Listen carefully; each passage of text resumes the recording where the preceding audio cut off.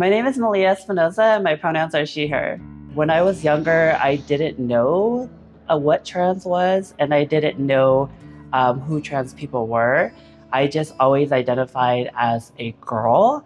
I gravitated towards female stuff, feminine things. I played a lot with my sisters. Anything that was girl related, I was there. It wasn't until I started to get older and I realized that I was a little bit different than all the other girls. And I was soon told that you are a boy and you needed to do boy things. It wasn't until I was about in middle school when I learned that there was a thing called trans and there was trans people. That's when I said, hey, you know what? That's me, like I'm trans. My name is Fernando, he, him, they, them. From early on in childhood, I kind of knew more or less I was gay, but I kind of repressed it growing up. I grew up in a traditional Mexican household, so that was definitely something that was not an option. You know, there would be shame around being gay. There was a stigma, so for sure, especially culturally. My name is Karina Kendrick, and my pronouns are she, her, hers. Early on, when I was around 4, 5 years old, I knew I was different. I wanted to play in dresses and dolls and hills. I have moved around throughout my life, but my home base is Riverside. I was born and I was raised here, and there was nothing like this here.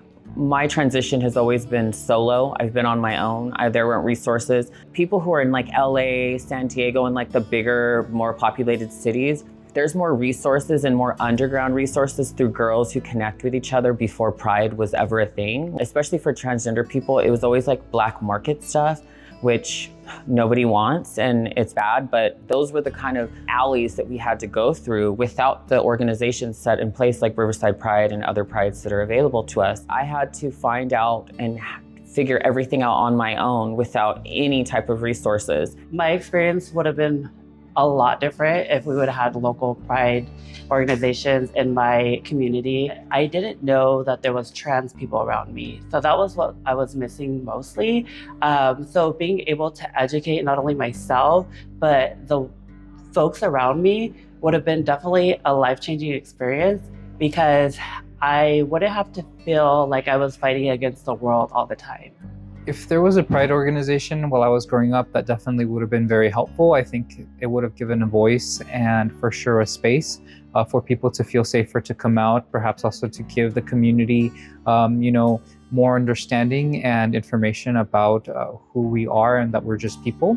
And definitely, having resources and people just to be myself and to be open and express myself, that would have been very helpful. Yeah, so my involvement with Pride has definitely given me an outlet to express myself and to be who I am with other people who are also like me, and then to express these facets of myself, my own sense of belonging in the community, because it's created an outlet and a space for me to volunteer and to feel like I belong. I work in corporate America. For a long time, I remained as a stealth trans person, and there was actually an event with Riverside Pride, the Glow Walk. So my company decided, hey, we want to get involved. We want to be a part of this community. We want to partner with Riverside Pride. I was able to mix my life with my professional career. That day was very scary for me. I was challenged with not only like my anxiety, but I was also challenged with being able to be a visible person, not only in the workplace, but in the community. So that way I can share and pave the way for others to be themselves as well. I was able to share my personal stories with my coworkers.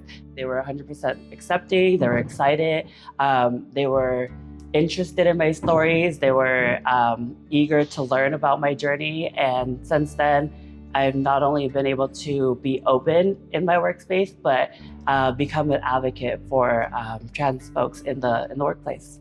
Not only does it reach the younger youth, but I feel like it reaches parents and it allows them to get educated, and it makes it feel safer for parents to bring them to these types of organizations.